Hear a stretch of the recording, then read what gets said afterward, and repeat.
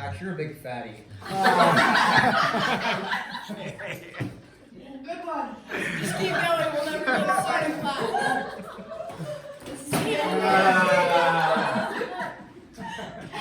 Go again. Go again. The fact that that needs to happen. Oh, man. He is unworthy words. Max? Oh. Okay, so here we go. Guess on the math class period. You gave you what you asked for. Yeah. All right, here's the function, negative 1/3 x squared. Now, maybe we review, okay, if I were to say graph x squared, where is the vertex? Where is the vertex of x squared? We did this yesterday a lot. 0, 0. Which way does it open? Up. Up. Okay, now we're not putting points on there, but that's just the general look of it. Okay? So now, based off of our knowledge of that, we talked yesterday, a negative 1/3 x squared.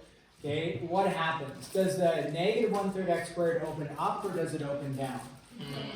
It's going to open which way? Down. Down. Why down? Because it's negative. Because it's negative. So it opens down. Okay, where is the vertex at on negative 1/3 x squared? Where's our vertex? 0, 0. It's still at 0, 0. Okay, since it's opening down, we have a vertex at 0, 0. Is it a minimum or is it a maximum? Maximum, right? Because it's opening down, forming max. Yes, it's a max. Okay. It's a max at 0. Okay. Max isn't a 0. It's just a max at 0. That's it. So, okay, so we figured out the negative opens it down. The fact that it's just negative 1/3 x squared, no adding to it or subtracting from it, the vertex is going to be at 0, 0. So then we got to figure out the comparison of the slope to x squared. Now, yesterday we were discussing slope as wider or narrower, but we also said, talked about shrinking or stretching, right? And so let's talk about just think in terms of wide or narrow, because that's a little bit easier.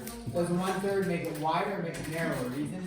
The comparison is x, the original x squared on the right is going to be like your average, like, and then the negative 1/3 x squared is going to be wider. Yeah, it's going to be wider, and it's opening down, so I'm not like drawing it up there, but yeah, it opens down like that at a wider angle. So if you had x squared opening down, it would look like this, right? So then when we think about this, is this, because the book isn't going to say wider or narrow, we think, yes, wider makes sense, but is it stretching or shrinking? We talked about this yesterday. And we think about this point gets shrunk or stretched to go to here. To go from here to here. Right? It's decreasing the y value. So the y value is going from here to here, so you're going to say, I don't know what they say. They say a vertical shrink. A vertical shrink. Why do you have to? If you, what? Why do you have to have the vertical? Well, because it's not, because other times we have a horizontal stretch. Usually when we're referring to, you don't need to draw this, but we have these sine and cosine graphs that look like that. And if it stretches that graph vertically, it'll look something like this. If you stretch it horizontally, it'll look something like this, or shrink it horizontally. There's two different types. So there is a difference here. So it's a stretch vertically, or a shrinking vertically. If you just write shrinking, I will accept that. I think we should use the word shrink or stretch, because that's what the book is going to talk about, so it'd be good to use that. If you completely forget on the test, you could say wider, and maybe I just take off a real small point, like maybe it's a half of a point as opposed to a whole point or something. So you could just say wider if need be, if you forgot if it's stretching or shrinking. Okay, let's try another one here. So same, we're not going to draw a new chart, we're just going to do a different function like this, and then you're going to analyze it. F of x is equal to 5x squared, okay? You analyze that, and then check with your cheat mates what your chart looks like, and then we're going to do another one in here.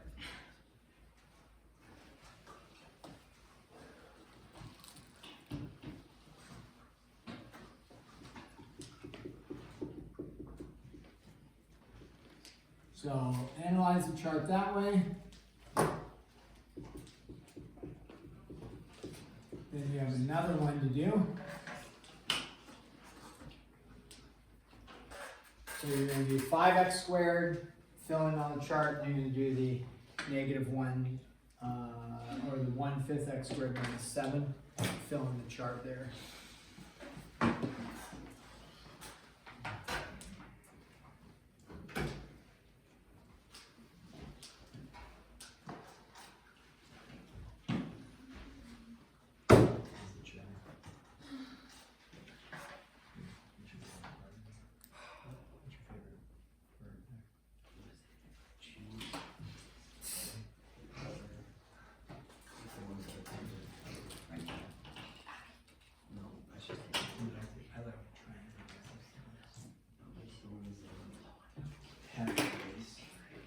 Oh.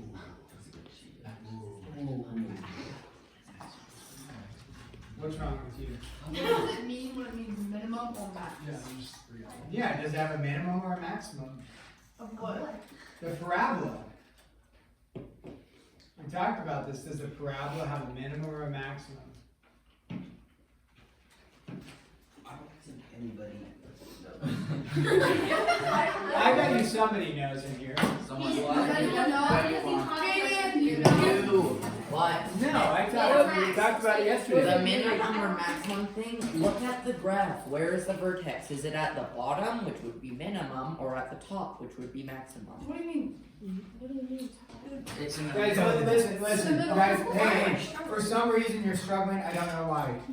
Does that have a minimum value or a maximum value? Look at it. Is it a mountaintop or is it a bottomed out valley? It's a mountain. Mountaintop. So you reach the God. max. Yeah. That has a what? Well, yeah, it's got the lowest value. You bottom out. We talked about that yesterday. It's not hard. Not hard. It's a minimum or a maximum.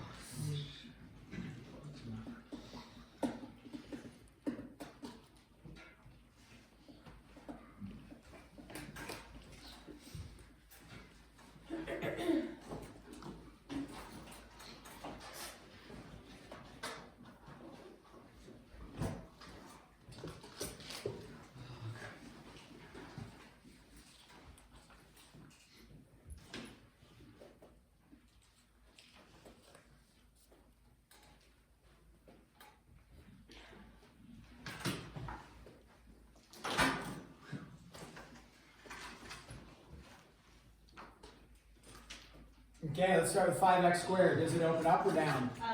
Okay, it opens up. Why does it open up? Because Because it is positive. Because it's over one. No, it's not over 1. It's 5x squared, which 5 is positive. positive. 5 is positive, so it opens which way? Up. Okay? That's why it opens up. 5 is positive. Okay. What's the vertex then? 0, 0, because it's just 5x squared, right? It has nothing else attached to it.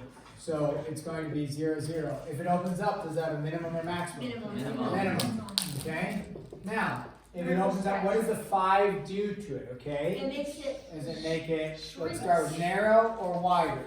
Narrow. Okay? So, in other words, it's going to be like this, right? So it took a y value here. Did it shrink it or did it stretch it to get up there? Stretched it to get up to there. So it's a vertical what? stretch. Okay, it's a vertical stretch. Okay? In the end, if you do say narrower, I'll probably give you most credit, maybe a little bit off, instead of saying a vertical, like a stretching versus shrinking. Okay? So there it is. That's all there is to that. Now it doesn't say graph, but if you did, the graph would look something like this. All right, 1/5 x squared minus 7. Let's start with the direction of opening. We're looking at the value right here, right? So does it open up or down? Up, because it is positive. So it opens up. If it opens up, I'm going to jump ahead real quick. Maximum or minimum if it opens up? Minimum. It's got a minimum value, okay? It's the minimum value is the vertex, right?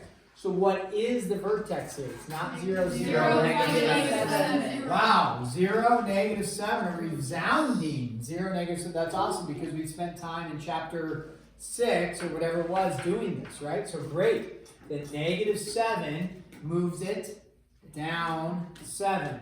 And so your parabola is like 0, negative 7, it's opening up, okay? Is it going to open up wide or is it going to open up narrow? Wide, right? So it's going to go like this, compared to a regular x squared graph that went like this, right? So it's going to take a value here and shrink it down to there. So this would be a vertical shrink, okay? Again, if you said wide, let's discuss that numerous times, but a vertical shrinking. Okay, now this says graph, all right? So you don't need graph paper. You can, if you want to use graph paper, you can use graph paper, but you don't need it. If this says x squared plus 3, okay, so graph, now if this just says sketch a graph, okay, then that's all you have to do is graph it. You don't, if it says, I could ask for, like I did on chapter 6, give me like 3 x, y values, okay, give me an x, y t-chart, I could ask that. But the goal actually with this is not necessarily doing an x, y t-chart and finding all these values. The goal is to just be able to look at that, know the general look of the graph and where it goes. So let's start with this. Does it open up or down? Up, okay. Where does it open up at? Meaning, what is the vertex? 0, 3. So 1, 2, 3. So you'd have that. And then it opens up. Is it going to be super wide, super narrow, or just right? Just normal, right? So if you were to sketch this graph, this would be a great sketch. Done. Now, if it asks for an XYT chart, you could say, okay, if I plug in 1, I get out 4. If I plug in negative 1, I get out 4. You could write some coordinate points there. If your graph, if you went to sketch this graph on your test and you wrote it out like this, you know, something egregious like that, I'd say, no, that's not right. If you wrote it, you know, super narrow like this, I'd say, no, that's not right. But if your graph looks, you know, like this, or like a little bit like that, somewhere in that range, I'm going to say, okay, that sounds good, right? So, and I may say label the vertex so that we know we're at 0, 3, or just going like 1, 2, 3, and then doing the sketch is fine. That way we can see that it's labeled at 3. Let's do another one like this, see if we can make some sense of it. 4x squared minus 5. Y is equal to 4x squared minus 5. Okay, sketch that graph. If I, you know, said label the vertex, maybe write what the vertex is.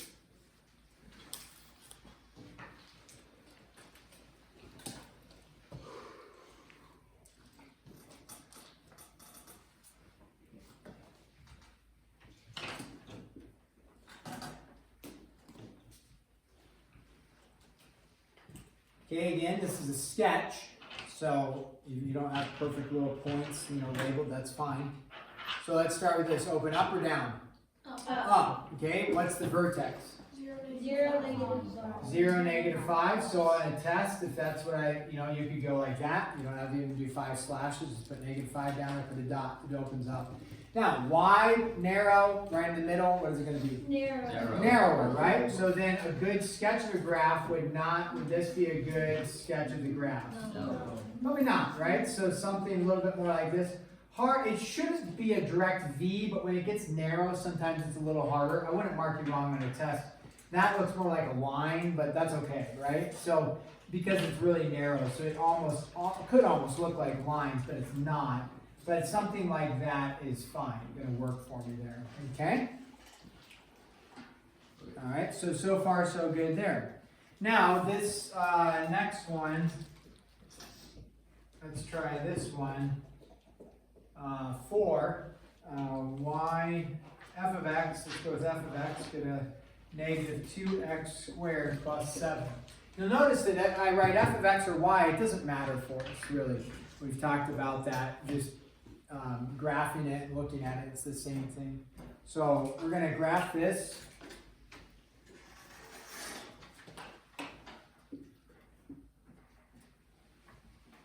So you're gonna start, the best place to start is finding the vertex, thinking through what the vertex is. and then going from there.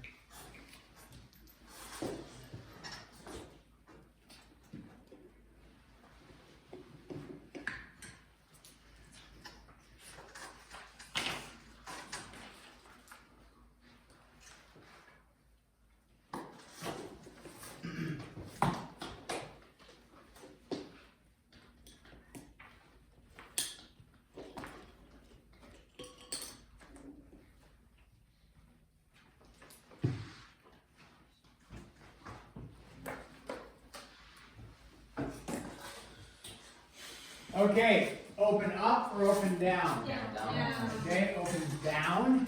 Very good. Why does it open down? Negative Two. The -2, right? -2 on there.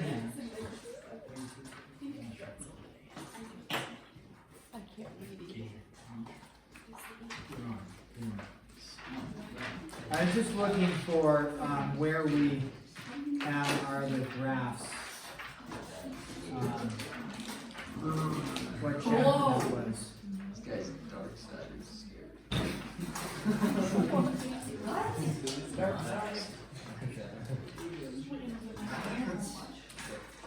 it was.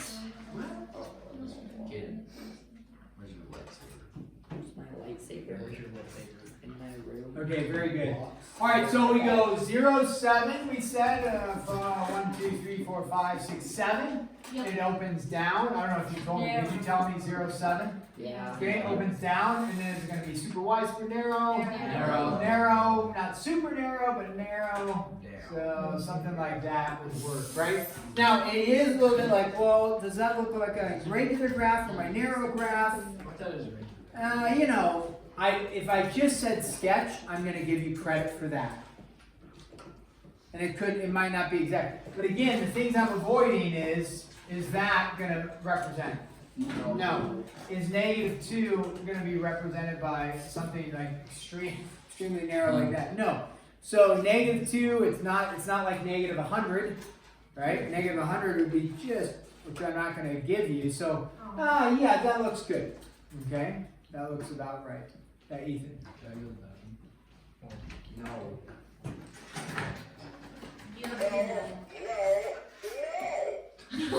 You finally put that. 3 no's means no. 2 no's means yes. Two cancel. Because 2 negatives is a Positive. positive. Wow. Oh, yeah. Using negative no. So just get your parents to say no twice and be like, ha You ha! should have done yes, no, and then Not negative times positive. Negative. Oh my gosh. Okay, what's my axis of symmetry? We talked about it yesterday. What's my axis of symmetry on all of these so far? 0. Axis of symmetry is x equals 0 for all of them. That's the vertical line that goes to the vertex. So we don't draw, but it's there. It's cutting our graph in half. Okay. What if our So what if our vertex was like over 3 and then like right. So The axis of symmetry would still be, it would be like x equals 3 or -3. So review from chapter 7, that's why I was looking up the reference exactly, 7-3. Okay, review this. If I said graph this one, so this is actually cresting into a little bit of 11.8. But the thing about it is that we've done ones like this already. If I said graph, we'll call this, what number? Well, we'll call it number 1 for 11.8. But it flows right in to this initial stuff. If I said graph this, f of x equals x minus 2 quantity squared. This is from 7.3. Okay. We know how do I know it's going to be a parabola? Squared. Because it's a x value that's going to get squared, so I know it's a parabola. The question is, does it open up or down? little harder to think through, but it opens up because the value out here is positive. It's a positive one, we just don't write it. So it opens up because this is a positive one. Okay.